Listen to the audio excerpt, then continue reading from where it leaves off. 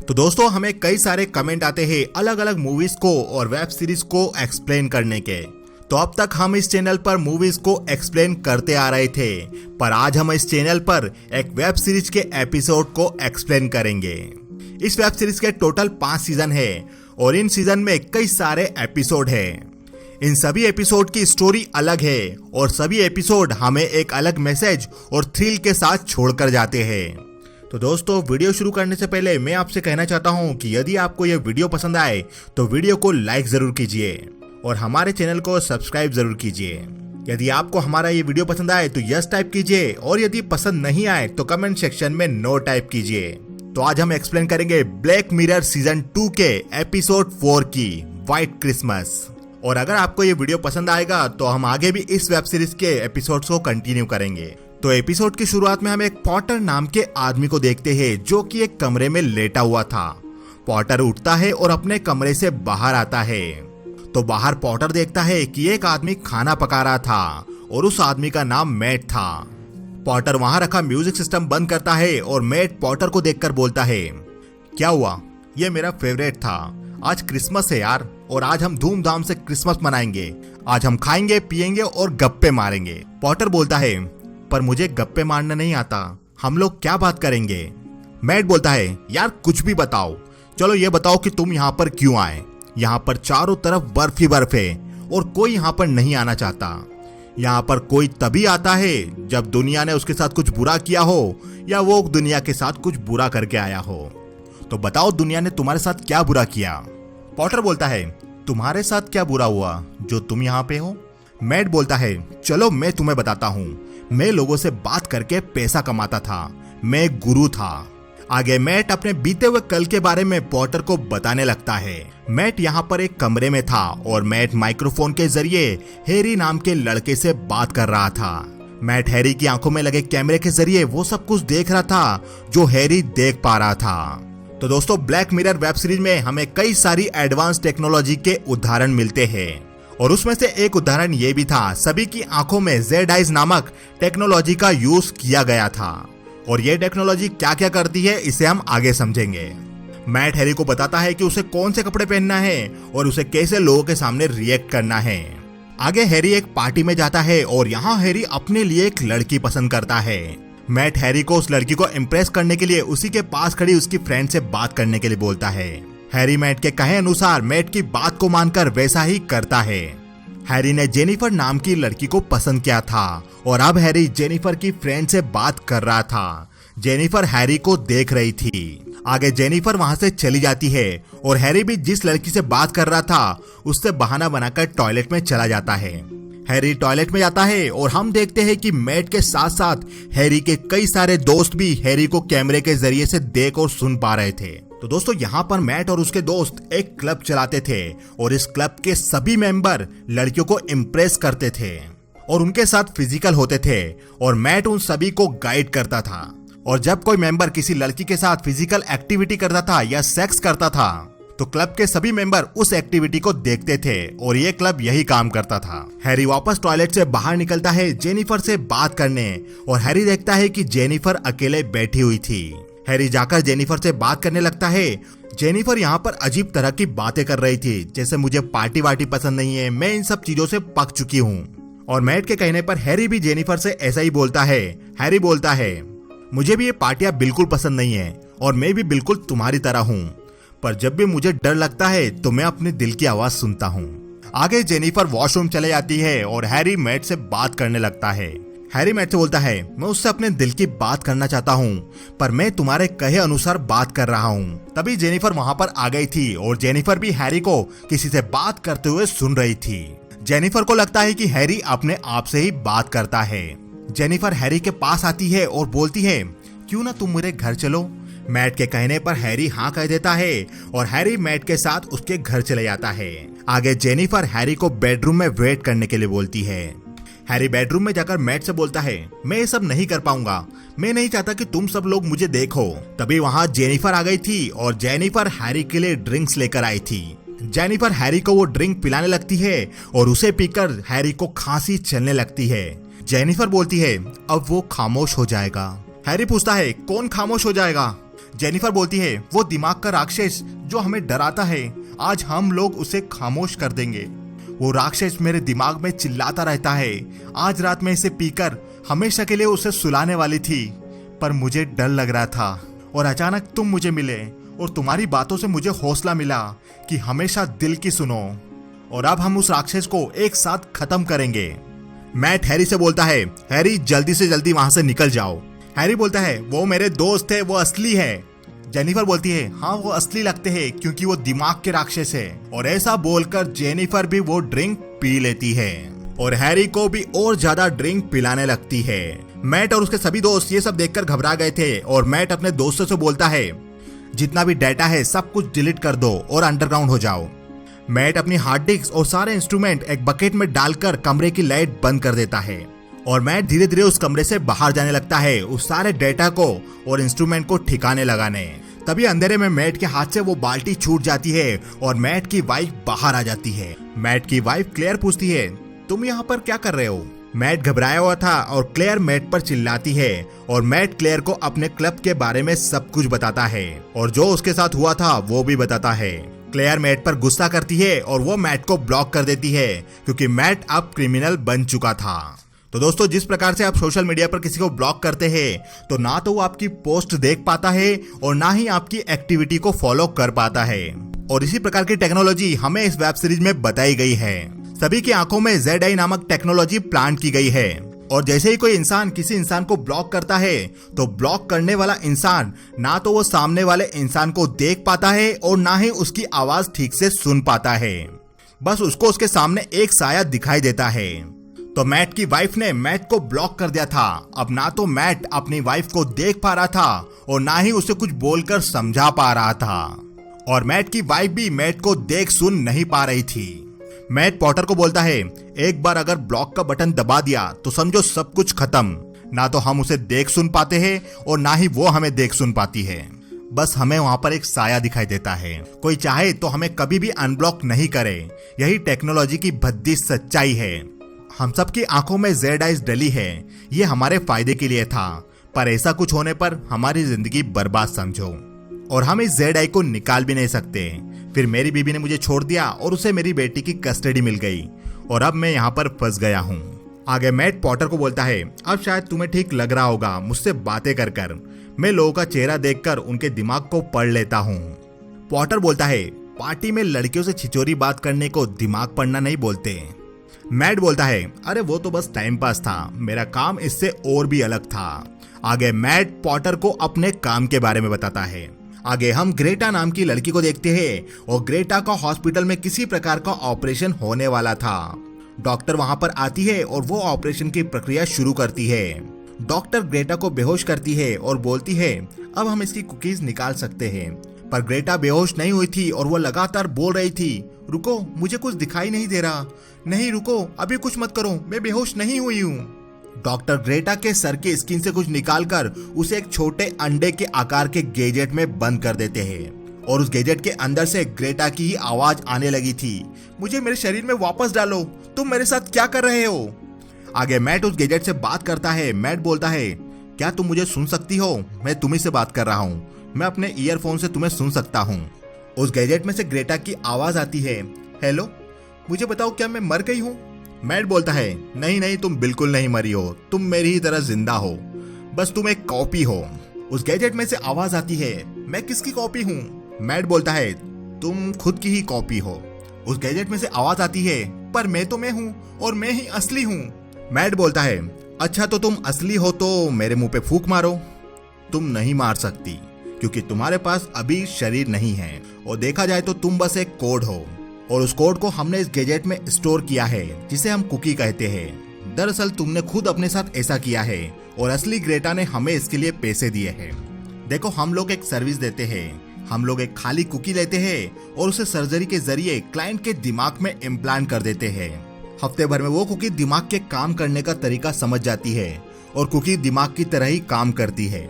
इसलिए तुम्हें अभी लग रहा है कि तुम ही असली हो, पर तुम उसके दिमाग की एक कॉपी हो। उस गैजेट में से आवाज आती है, मुझे मेरी बॉडी में वापस डालो। मैट बोलता है, हम ऐसा नहीं कर सकते क्योंकि वहां पर असली ग्रेटा रहती है। हम तुम्हारे लिए एक कॉपी की हुई बॉडी का इंतजाम करते हैं। मैट डिजिटल कंप्यूटर में एक बॉडी को सिलेक्ट करके कुकी पर वो बॉडी अप्लाई कर देता है, जो दिखने में पूरी ग्रेटा जैसी ही थी और जो उस गैजेट के अंदर बंद थी। मैट बोलता है, अपने आसपास देखो, ये तुम्हारा कंट्रोल रूम है और उससे तुम पूरा घर कंट्रोल कर सकती हो। जैसे कि तुम्हें टोस्ट कैसे पसंद है? मैट ग्रेटा की कुकी को टोस्ट दिखाकर पूछता है। गैजेट वाली ग्रेटा बोलती है, ज्यादा नहीं, बस थोड़े कम सिके हुए। मैट टोस्ट को टोस्टर में डालता है और बोलता है, तुम बस ये सोचो कि तुम्हें टोस्ट कैसे चाहिए और सोचकर तुम कोई भी बटन दबा दो, ये सारे बटन तुम्हारी मर्जी के काम करेंगे। गैजेट वाली ग्रेटा एक बटन दबाती है और टोस्ट सीखने के लिए टोस्टर में चले जाते हैं। मैट बोलता है, देखा, आज से तुम्हारा यही काम है, तुम इस घर की हर मशीन की इंचार्ज हो, चाहे टेम्परेचर हो, लाइटिंग हो, अलार्म सेट करना हो, ये सब तुम्हारा ही काम है। गैजेट वाली ग्रेटा पूछती है, पर किसके लिए? मैट बोलता है, असली ग्रेटा के लिए, वो अभी भी अपने बेडरूम में सो रही है, वो देखो उधर कोने में। गैजेट वाली ग्रेटा ये देखकर शॉक रह गई थी और मैट टोस्टर से टोस्ट निकालकर बोलता है, देखो तुम्हें ऐसा ही टोस्ट पसंद है ना? गैजेट वाली ग्रेटा बोलती है, मैं ये सब नहीं करूंगी, मैं किसी की पपेट नहीं हूँ।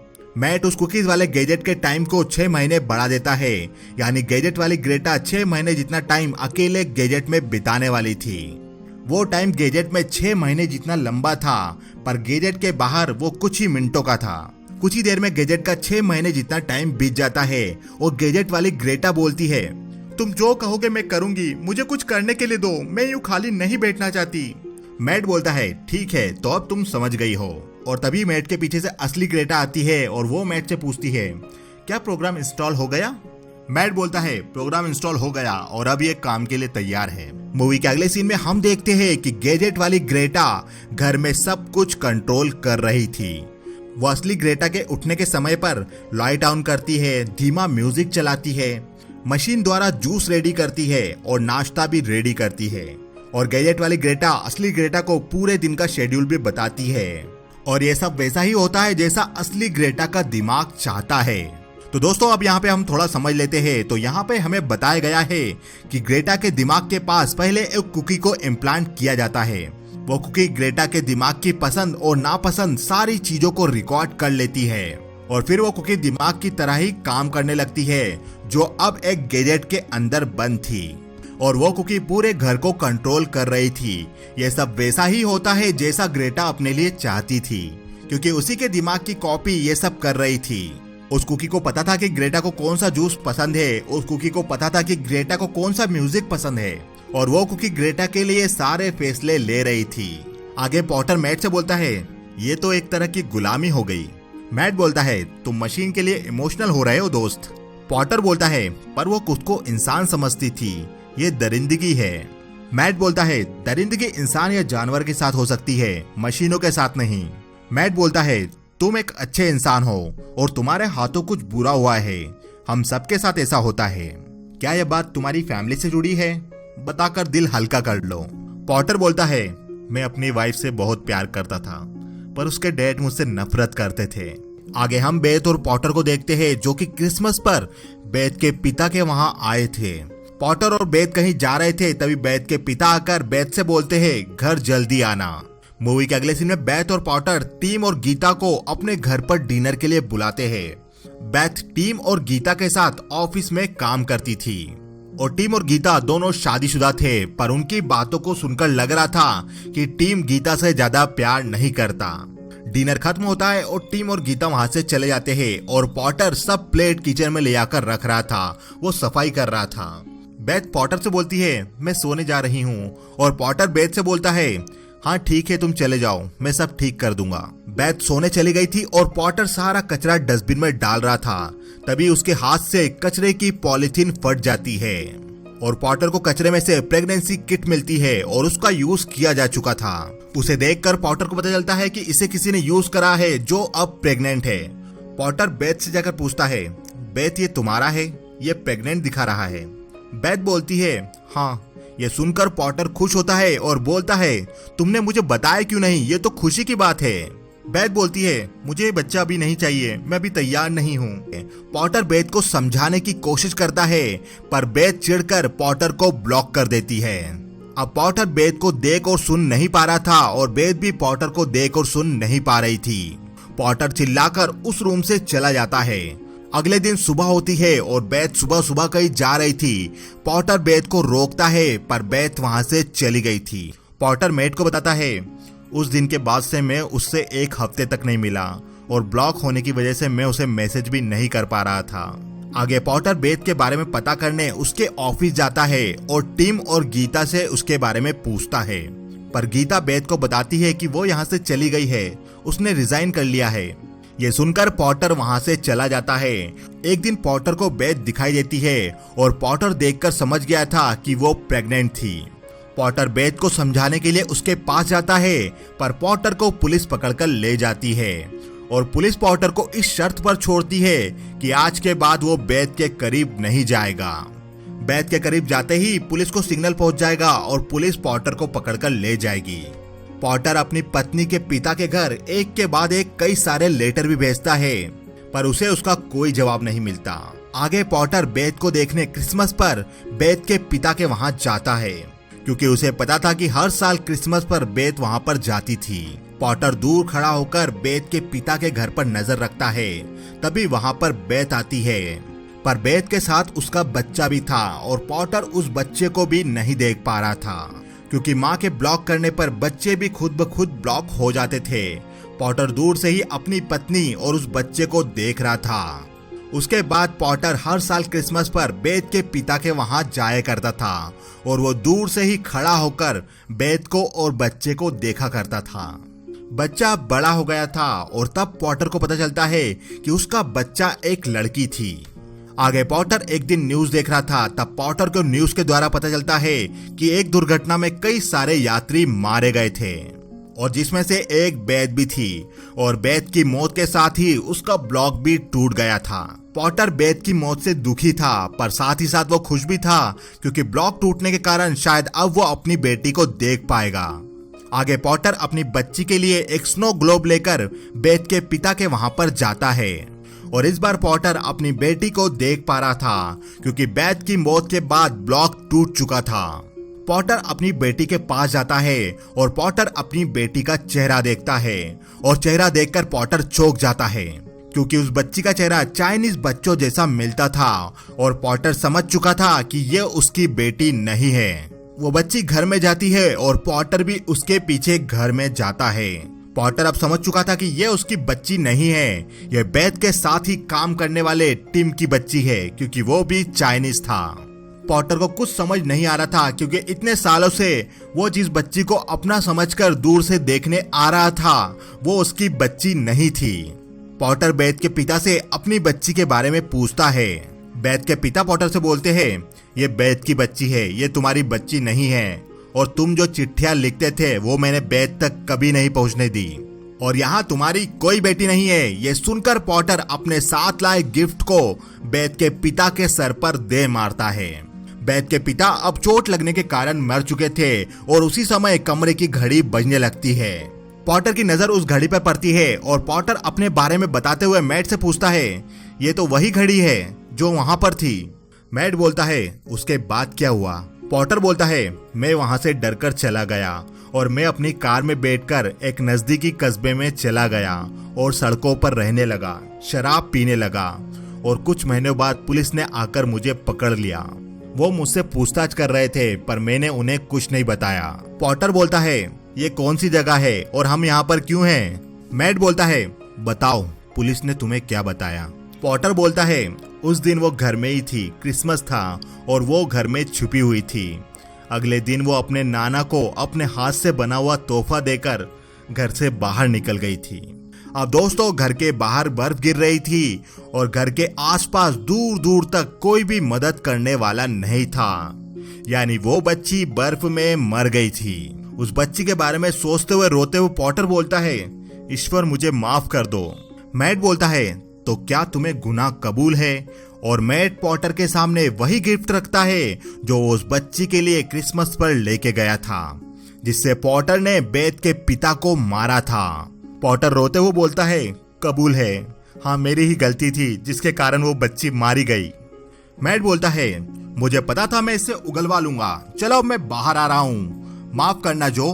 और ऐसा बोलकर मैट पॉटर की आंखों के सामने से गायब हो गया था और पॉटर को कुछ समझ नहीं आता। दूसरी तरफ मैट अब पुलिस स्टेशन में था और वो मशीन से अपना मुंह बाहर निकालता है। मैट वहां खड़ी ऑफिसर से बोलता है, तो इतना तो सब कुछ काफी होगा ना आप लोगों के लिए। वहीं बैठा एक दूसरा पुलिस ऑफिसर बोलता है, हमने उसे 2 दिन तक टॉर्चर किया और उसने अपना मुंह तक नहीं खोला और इसने 70 मिनट में जुर्म कबूलवा लिया। मैट बोलता है, उसे पता था कि वो मुजरिम है तो उसे तो बताना ही था, पर उसके लिए वो समय 70 मिनट नहीं था। जब मैंने उससे बात करना शुरू करी तो मैंने उसे टाइम में उलझा दिया था और उसे लगने लगा था कि हमें वहां रहते हुए 5 साल बीत गए हैं। उन्हीं में से एक ऑफिसर बोलती है, मैं अभी आई, और वो जहां पर पॉटर बंद था वहां पर जाकर पॉटर से बोलती है, मिस्टर पॉटर, जुर्म कबूल करने के लिए बधाई हो। जो कुकी हमने आपके दिमाग से निकाली थी वो अपने आप में एक सबूत है। अब आप चुप रह सकते हैं, हमारा काम हो गया, आपका कबूलनामा हमारे पास है। वो ऑफिसर वापस मैट के पास आती है और मैट उस ऑफिसर से बोलता है, तो उस डील का क्या? मुझे उससे कबूलवाना था और तुम्हें मुझे छोड़ना था। वहीं बैठी दूसरी ऑफिसर बोलती है, आप पूरी तरह से आजाद हो मिस्टर ट्रेंट, पर आपका नाम रजिस्टर में होगा। मैट बोलता है, कैसा रजिस्टर? वहीं बैठा दूसरा ऑफिसर बोलता है, तुम्हारे क्राइम की यही सजा होगी। मैट बोलता है, मैं तो बस अकेले लड़कों को लड़कियों से मिलाने का काम करता था। पहली ऑफिसर बोलती है, पर यह गैर कानूनी है और तुमने हमें उस लड़के के मर्डर के बारे में भी नहीं बताया। मैट बोलता है, उस रजिस्टर का मतलब क्या है? ऑफिसर बोलती है, मतलब कि अब से तुम ब्लॉक हो। मैट पूछता है, किसके लिए? ऑफिसर बोलती है, सबके लिए। आगे मैट पुलिस स्टेशन से बाहर आता है और मैट किसी को भी नहीं देख पाता क्योंकि सबके सब अब उसके लिए ब्लॉक हो चुके थे। मैट को बस बाहर सबका साया नजर आता है और मैट किसी को भी नहीं देख पाता। दूसरी तरफ पॉटर की कुकी उसी गैजेट में थी और वो वैसे ही घर में थी जैसे घर में पॉटर ने बेथ के पिता को मारा था। उस गैजेट के बाहर ऑफिसर उस गैजेट की टाइम सेटिंग बदलता है और बोलता है, मैंने उसकी कुकी की टाइम सेटिंग को बदल दिया है, उसके लिए अब 1 मिनट 1000 साल के बराबर होगा, यही उसकी असली सजा होगी। और ऐसा बोलकर वो ऑफिसर वहां से उठकर चला जाता है। अब पॉटर की कुकी उस गैजेट में फंस चुकी थी और वहां पर एक म्यूजिक बज रहा था। पॉटर उस म्यूजिक सिस्टम को तोड़ता है तो वो सिस्टम वापस आ जाता है। पॉटर की कुकी उस म्यूजिक सिस्टम को बार बार तोड़ती है, पर वो म्यूजिक सिस्टम बार बार वहां पर आ रहा था और म्यूजिक चलना नहीं बंद हो रहा था क्योंकि पॉटर की कुकी का टाइम बढ़ा दिया गया था। उसका 1 मिनट 1000 साल के बराबर था और यह एपिसोड यहीं खत्म हो जाता है। तो दोस्तों, इस मूवी में हमें टेक्नोलॉजी से जुड़े हुए कुछ मैसेज देने की कोशिश की गई है, उन्हीं मैसेज को हम समझते हैं। तो पहला है गैजेट वाला उदाहरण। जिस प्रकार उस गैजेट में दिमाग की कॉपी कैद थी, यानी कुकी कैद थी, उसी प्रकार हमारा दिमाग सही में अब कैद हो चुका है हमारे मोबाइल नामक गैजेट में। ना हम कोई नंबर याद रख पाते हैं, ना ही हमारा दिमाग कोई संख्या जोड़ पाता है और ना ही हम कोई बात याद रख पाते हैं, और इन सब कामों के लिए हम मोबाइल यूज करते हैं। तो इस प्रकार से हमारा दिमाग कहीं ना कहीं गैजेट का गुलाम बन गया है। दूसरा मैसेज है उस गैजेट में टाइम बढ़ाने का उदाहरण, जिसमें 1 मिनट में गैजेट के अंदर कुकी कई साल बिता देती है। ये मैसेज था टाइम को लेकर कि हम कैसे मोबाइल चलाते हैं, टेक्नोलॉजी का यूज करते हैं या गेम खेलते रहते हैं, और हमारा कई सारा समय इन चीजों में बीत जाता है और समय जल्दी जल्दी बीतता है और इस समय के दौरान हम कुछ भी प्रोडक्टिव नहीं कर पाते। तो दोस्तों, आपको ये वीडियो कैसा लगा हमें बताइए कमेंट सेक्शन में। यदि आपको ये वीडियो अच्छा लगा तो यस टाइप कीजिए और वीडियो अच्छा नहीं लगा तो नो टाइप कीजिए। वीडियो को लाइक कीजिए, चैनल को सब्सक्राइब कीजिए और बेल आइकन पर क्लिक जरूर कीजिए क्योंकि पिक्चर अभी बाकी है मेरे दोस्त।